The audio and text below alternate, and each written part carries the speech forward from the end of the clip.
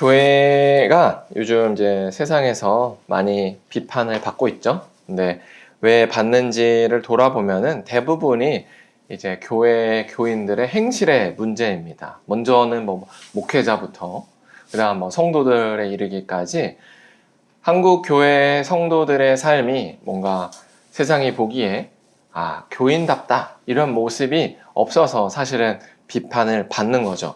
그래서 교회 안에서도 이렇게 비판하는 목소리가 있고 교회 밖에서도 그렇게 비판하는 목소리가 있습니다. 저는 그런데 이런 모습들 좀 보면은 사실 저는 개인적으로 이렇게 비판하는 모습에 합류하고 싶지는 않아요. 왜냐하면 교회를 또 잘 들여다보면 정말로 어떻게 이렇게 살아갈 수 있지? 어떻게 이렇게 세상과 다른 모습으로 정말로 거룩한 모습으로 살아가시지? 라고 느껴지는 사람들이 있습니다. 실제로 참 성도들, 이런 참 성도들을 만나면 다르다라는 걸 우리가 느낄 수 있는데요. 그렇다면 어떻게 이들은 이렇게나 다를 수 있을까라는 생각을 해봤으면 좋겠어요. 이 질문에 대한 답이요, 바로 오늘 본문에 있더라고요. 그래서 오늘 설교를 잘 들어보시면 참 성도가 세상과 구별돼서 다를 수밖에 없는 이유를 여러분이 아실 수 있을 겁니다. 그래서 오늘 본문은 우리가 계속 나가고 있는 다윗 이야기의 연장선상에 있습니다. 다윗은 사울을 피해서 도망 다니고 있습니다. 그래서 여기서 저기로, 저기서 여기로 계속 움직이고 있어요. 그런데 꽤 자리를 잘 잡은 것 같습니다. 그래서 저번 본문까지만 해도 400명의 사람들과 함께 했는데 지금은 600명과 함께 한다라고 해요. 그 사이에 200명이 는 겁니다. 신기한 모습이죠. 이렇게 불완전한 모습으로 이리저리 돌아다니고 있는데도 불구하고 사람들이 점점 모인다라는 겁니다. 그러나 여전히 사울의 추격 속에서 긴장 가운데 살고 있는 건 변하지 않았습니다. 그러다 한 사건이 일어났어요. 뭐였냐면 다울이 현재 있는 곳은 헤렛 수풀이라는 곳에 있었습니다. 근데 거기로부터 얼마 떨어지지 않은 그일라라는 지역에서 전쟁이 일어났어요. 그일라라는 지역은 이스라엘의 적국인 블레셋과의 국경지대에 있는 지역입니다. 그래서 블레셋이라는 이 적국이 자주 넘어오는 곳이었어요. 그런데 그곳에 이번에도 블레셋이 쳐들어왔습니다. 언제 쳐들어왔느냐? 바로 추수할 시기에 쳐들어왔어요. 이 추수할 시기에 전쟁을 일으켰다라는 건 무엇을 의미하냐면 1년 동안 농사한 곡식을 다 약탈해 가겠다라는 의도인 거죠. 그러니까 1년 동안 내내 농사 지을 동안은 잘 놔둬요. 그래야 농사를 잘 짓거든요. 그래서 농사를 잘 지어서 이제 추수를 해서 이제 이 곡식들을 이제 거둬서 먹으려고 할 쯤 쳐들어옵니다. 그러면 싹 거둬올 수 있는 거예요. 그래서 블레셋 사람들, 블레셋에서 경작한 거 플러스 그일라에서 경작한 것까지 더 수입을 얻을 수 있다는 생각으로 오는 거예요. 이 소식을 누군가가 다윗에게 전해줬습니다. 그러니까 다윗이 고민을 하기 시작했어요. 내가 가면 도울 수는 있겠는데 지금 나도 상황이 여의치는 않다예요. 왜냐? 다윗은 지금 도망자의 신세입니다.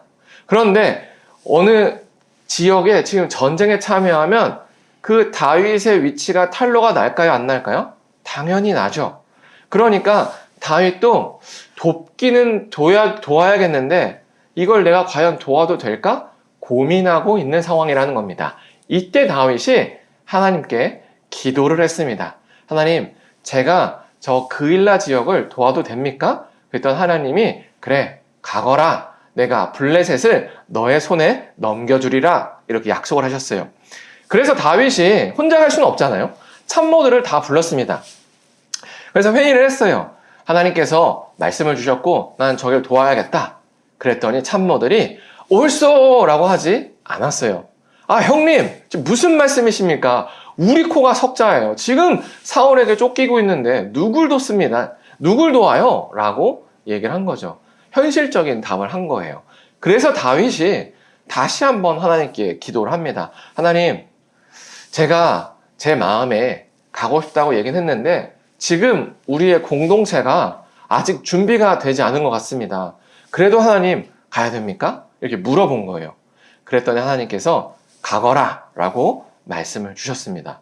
그래서 이 얘기를 다시 한번 하고 공동체를 설득해서 다윗이 전쟁에 참여합니다.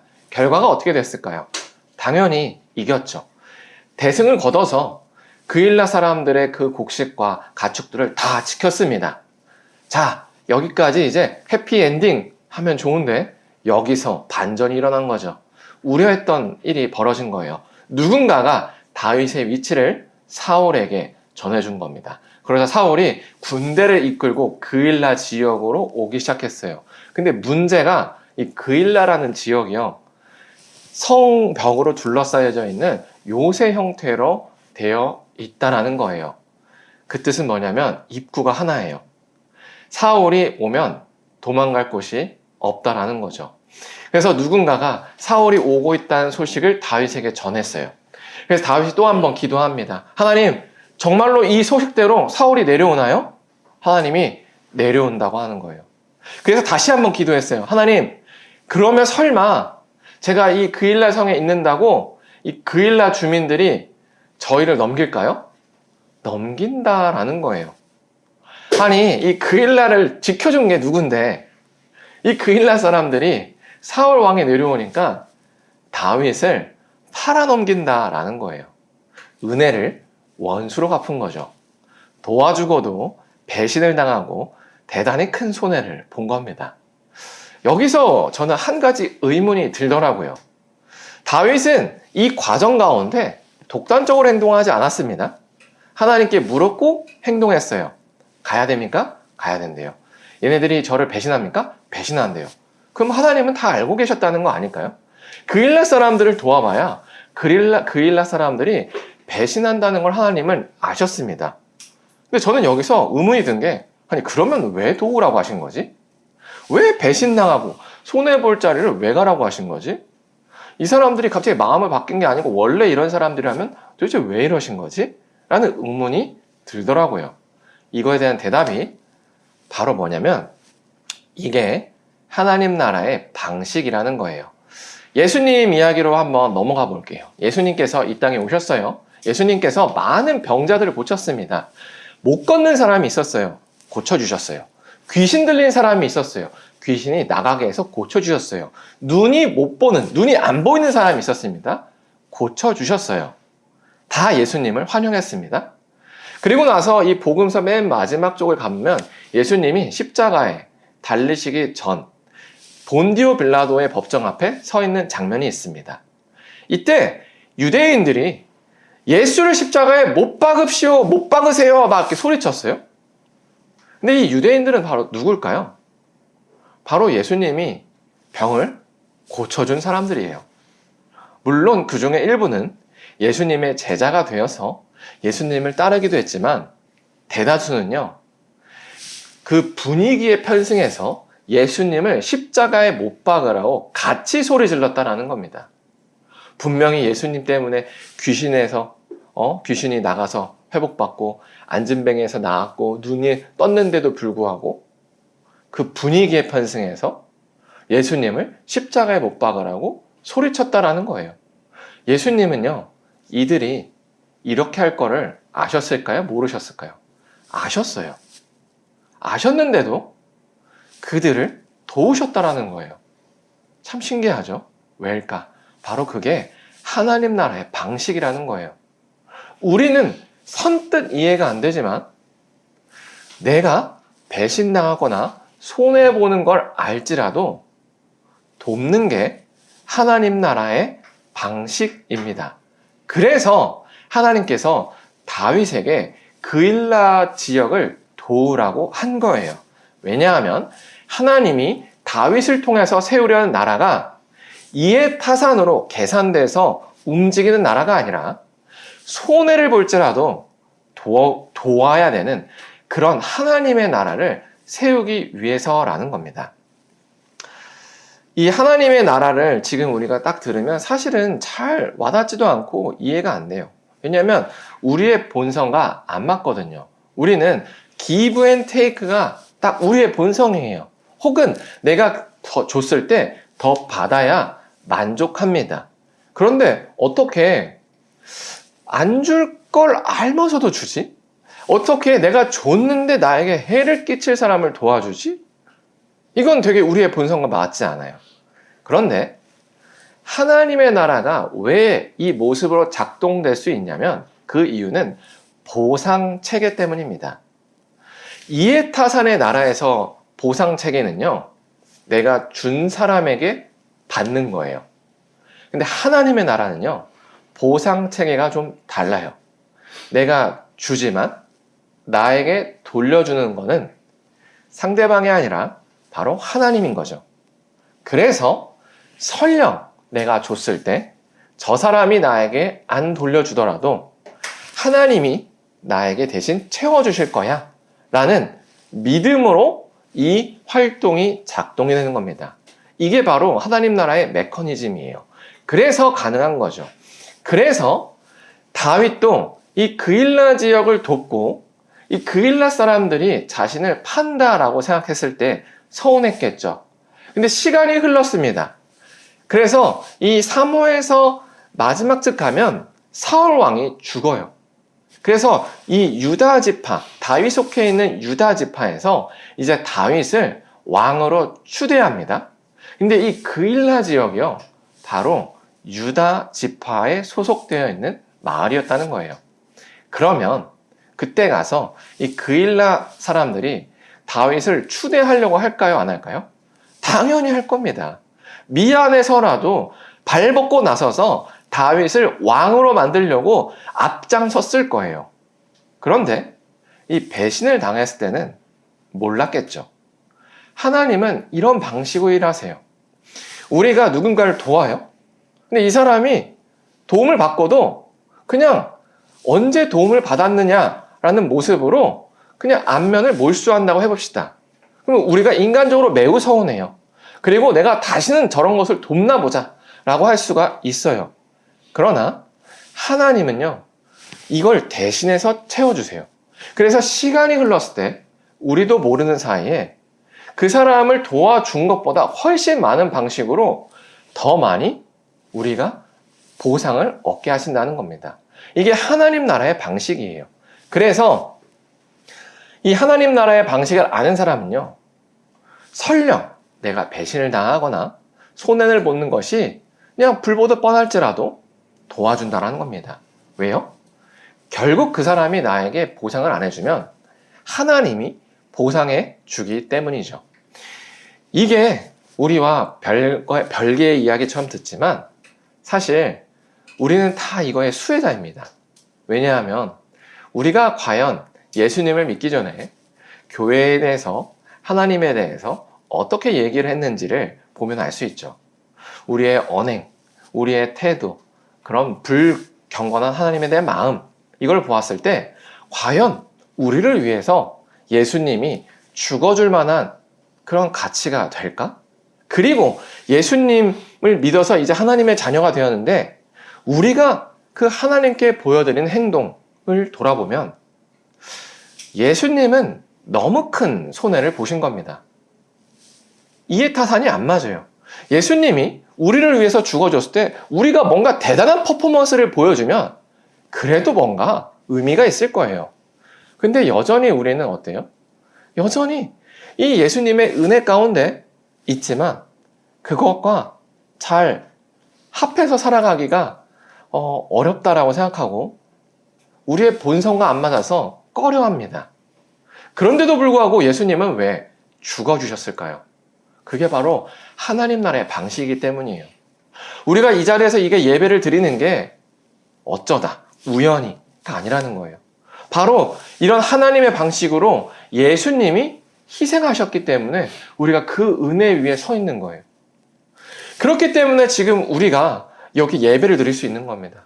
그래서 우리가 이 하나님 나라의 은혜를 맛본 겁니다. 그래서 우리가 하나님 나라의 은혜를 맛봤다고, 스스로 예수님의 그 은혜를 맛봤다고 한다면 이제는 우리가 그 하나님 나라의 방식에 참여해야 된다는 거죠. 예수님이 우리에게 보여줬던 그 본을 따라서 우리도 누군가를 도와줬을 때, 이거? 딱 봐도 손해인데.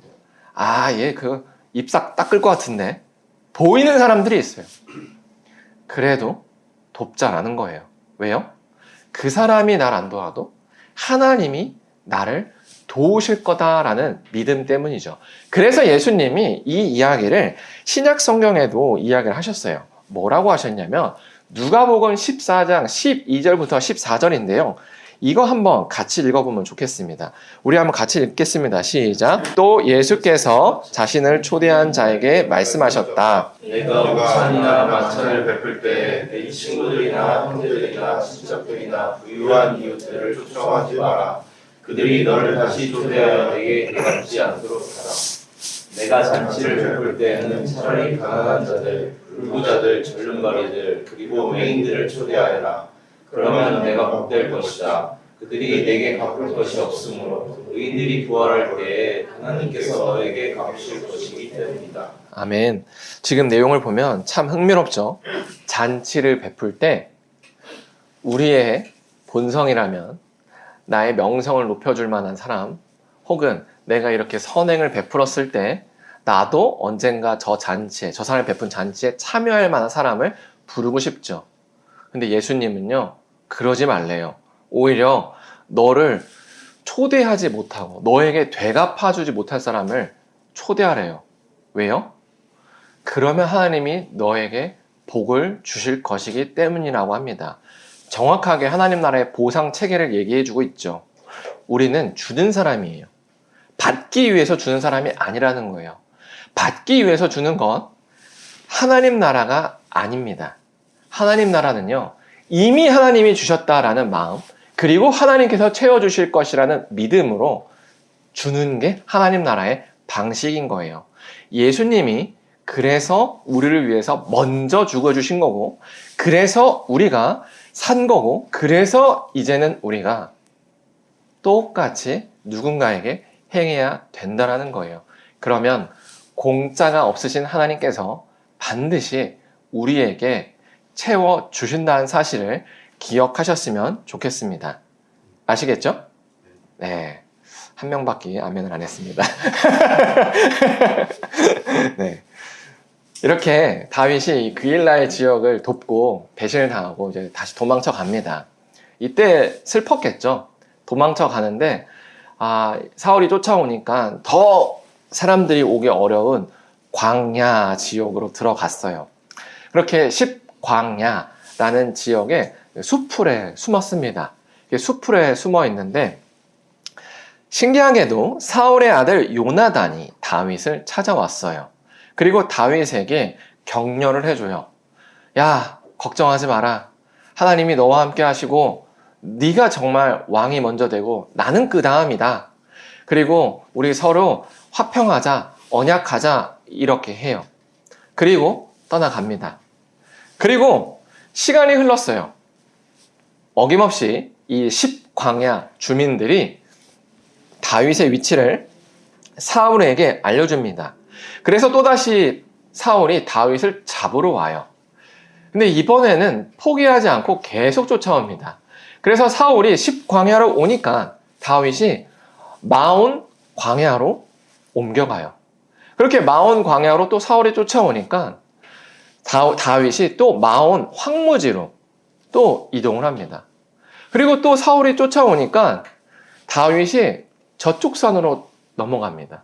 그러니까 또 사울이 저쪽 산으로 쫓아가요. 그럼 다윗이 또 이쪽 산으로 넘어가요. 뭐 이런 식으로 쫓고 쫓기는 계속되는 이동이 벌어진 거죠.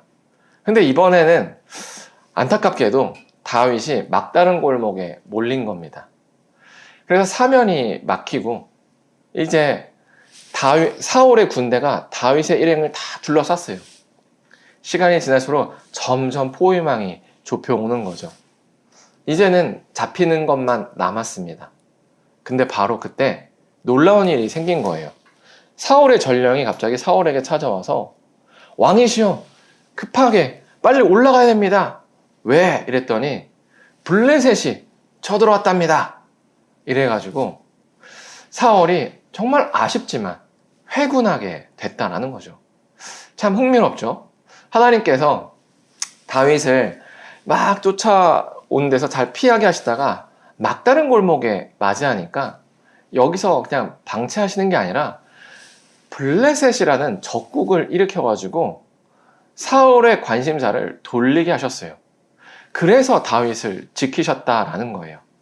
근데 저는 참 흥미로운 게 뭐냐면 사울이 다윗을 쫓아오기 전에 요나단이 찾아왔다는 거예요. 아니, 사울은 오려고 해도 절대로 못 찾는데 어떻게 요나단은 마치 옆집에 찾아오듯이 그냥 불쑥 찾아온다라는 겁니다. 그냥 수풀에 숨었다라고 하는데 그 숨었다는 건 뭐예요? 위치가 잘 안 나타나야 되는데 당연히 안다는 듯이 찾아온 거예요. 그런데 아까 우리가 설교 초반에도 얘기했지만 400명에서 600명으로 늘었대요. 어떻게 늘었을까요? 사람들이 알고 찾아온 거예요. 참 흥미롭죠? 다윗의 위치를 알고자 하면 알았고 만나고자 하면 만날 수 있었어요. 딱 한 명만 못 만났어요. 사울입니다. 왜 이랬을까요? 바로 하나님이 다윗을 사울의 손에서 지켰기 때문입니다. 이처럼 하나님께서 지키면요, 얼마나 큰 힘을 가졌든 그곳에서 건져내신다라는 거예요. 그가 사울이 전국에 있는 모든 네트워크를 다 활용해도 다윗을 만날 수가 없어요. 그런데 아이러니하게도요, 요나단 그리고 환난당한 사람들, 다윗을 만나야 될 사람들은 다 만난다는 거예요. 이게 바로 하나님의 방식입니다. 하나님께서 지키면요, 정말 대낮에 걸어 다녀도 우리의 원수의 눈에는 띄지가 않는다라는 겁니다. 이게 하나님의 보호하심이에요. 지금의 그 하나님의 보호하심이 우리에게도 있어요. 왜냐하면 하나님께서 우리를 구원하셨기 때문이에요. 하나님께서 자신의 아들인 예수님을 희생하셔서 우리를 구원하셨어요. 하나님의 목적은 우리를 구원하시는 거예요. 그러면 우리의 삶의 문제에서는 어떨까요? 너 좀 지옥을 맛봐봐라? 이게 하나님의 목적일까요? 아니라는 거죠. 하나님이 우리를 건져내시고 구원하시는 게 하나님의 목적입니다. 그러니까 하나님의 보호하심이 지금도 우리에게 있다는 거예요. 다윗을 이 광야 생활, 자꾸 이 사울의 이 소나기에서 잘 빠져나올 수 있게 도와주셨던 그 하나님의 보호하심이 이제는 우리에게 있다는 거예요. 이게 왜 중요하냐면 이 믿음이 있어야 우리가 앞서 말한 하나님 나라의 방식으로 누군가를 섬길 수 있기 때문이에요. 우리가 아무리 하나님 나라의 방식이 내가 돌려받을 걸 계산하지 않고 돌려주는 겁니다 라고 해도 사실 막상 실행하려고 하는 사람이 별로 없을 거예요. 왜냐? 정말 그럴까? 정말로 내가 손해보지 않을 수 있을까? 정말로 하나님이 날 보호해 줄까? 라는 믿음이 없기 때문이죠. 그래서 오늘 본문은 이 두 이야기를 통해서 우리에게 아주 강력한 메시지를 주는 겁니다. 하나님은 우리를 보호하신다. 다윗을 보호한 것처럼 우리도 보호하신다.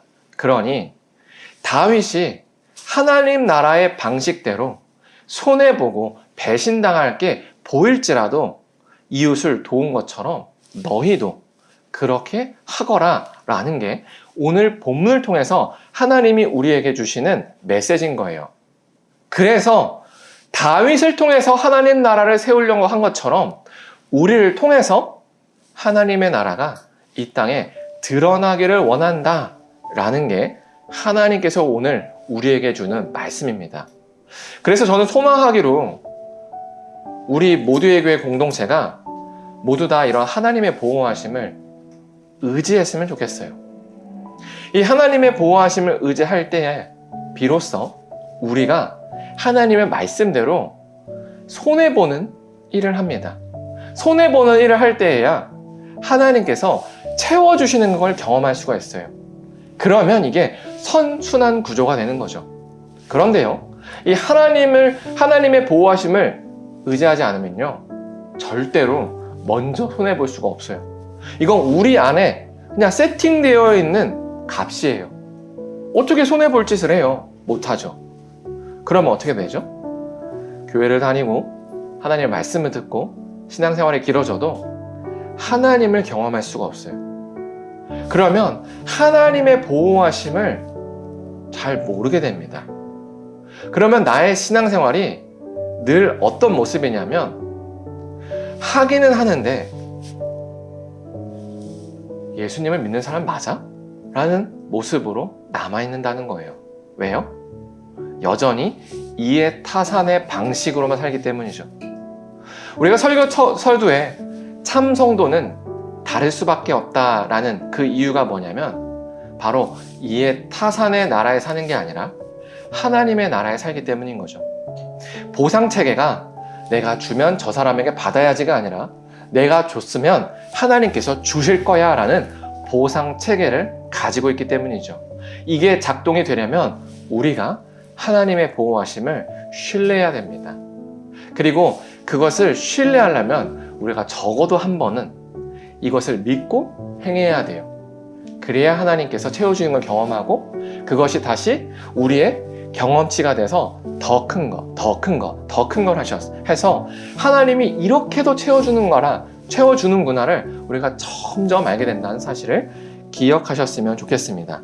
아시겠죠? 그래서 저는 우리 교회를 통해서 교회 밖에 있는 세상이 하나님 나라가 이런 거구나를 느꼈으면 좋겠습니다. 그래서 우리가 이 시간에 찬양하고 기도할 때 이렇게 기도했으면 좋겠어요. 하나님께서 우리를 보호하신다는 사실을 믿고 손해보는 선택을 과감하게 할 수 있게 해달라고 우리 함께 기도했으면 좋겠습니다.